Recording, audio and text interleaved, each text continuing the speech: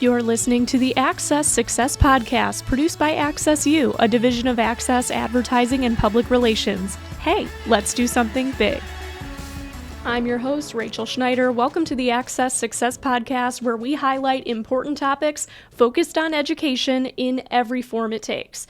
If you're watching today's vlog podcast episode or listening to the audio version, then you're going to get some basic tips on how to give a great TV interview. We're focusing just on TV interviews as opposed to some of the other requests you might get for radio or podcasts or whatever your organization is invited to, because if you work with your local media outlets and you host events or you do fundraising, chances are you're going to interact with your local reporters at some point. And it's good to have these tips available if you've never done an interview before or if you're just looking to brush up on your skills. For instances, when you and your organization want coverage for an event or story that you would like covered and you send a press release to local media, you also need to make sure you have a spokesperson available to talk to media who then call you after receiving the press release and want more information.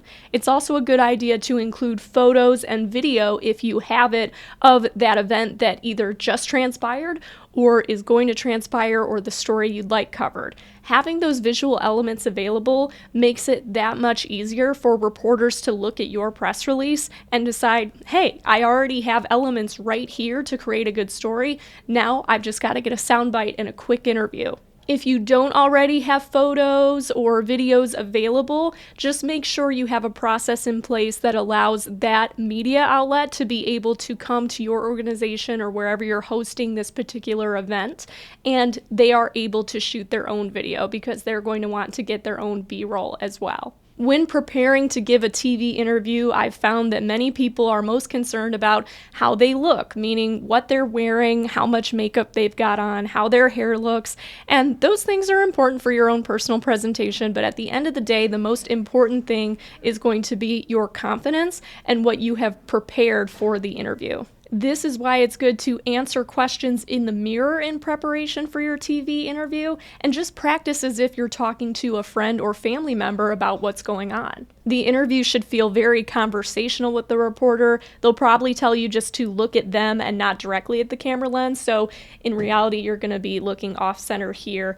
just at the reporter so that you're not making direct eye contact with the lens. Now let's talk about what to say and how you should say it. Reporters are interviewing you to get about 5 to 12 seconds of you talking. They're not going to use that entire interview for their 1 minute, 30-second news story. So it's really important to nail down the messaging you want to get across and what you want to say. Depending on the event, the entirety of the recorded portion of your interview is probably only going to take about 5 to 10 minutes. So you don't need to prepare 1 or 2 pages of script for you to say. Just nail down 3 or 4 basic talking points that you want to get across. Now, when I say talking points, your answers do not need to be verbatim to what you put on paper. This should flow very conversationally as the reporter is asking you questions such as, why did your organization want to promote this fundraiser? Why did you partner with this particular event? One of the best things you can do to keep it conversational but also ensure that your words are not taken too much out of context is to answer each question as a complete sentence as the reporter asks them to you. If you need a moment to think about the question before you respond, you can simply say, let me think about this for a moment, and just take a second to think to yourself and gather your thoughts. As far as what you're going to say, if you send a press release or fact sheet to a newsroom, then chances are that reporter is already going to have the who, what, when, and where. Focus your messaging and prepare answers based on your organization's mission and goals and how this is going to impact your community. Those are the sound bites and quotes reporters are looking for when they contact you for an interview. And those are the snips of the interview that are going to end up in the final product on air and online.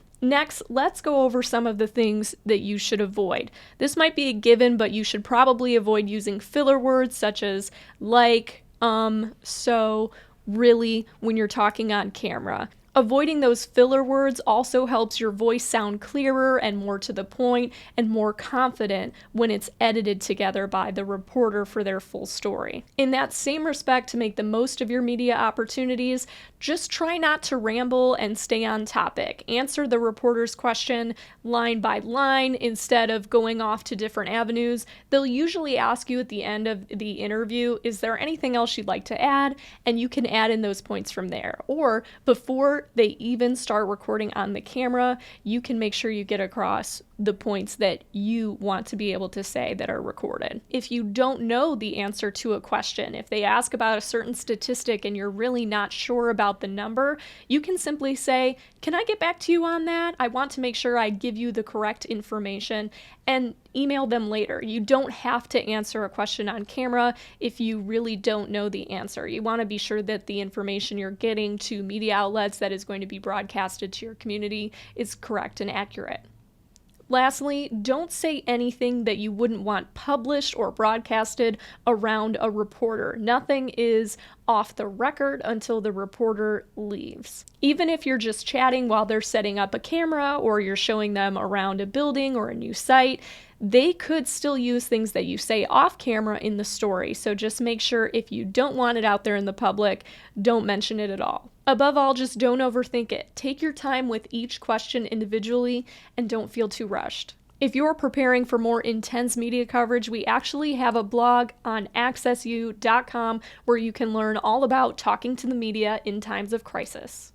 Working with local media should really be a partnership so that you both can share valuable information with your community. Giving media interviews is an excellent way to build relationships with local reporters and make your organization the go-to resource for timely topics that may be of interest to your community. If you are easy to get in contact with and reliable and open to working with the media, they'll keep you in mind for slow news days, giving you even more chances to share your mission and make your organization look great on camera.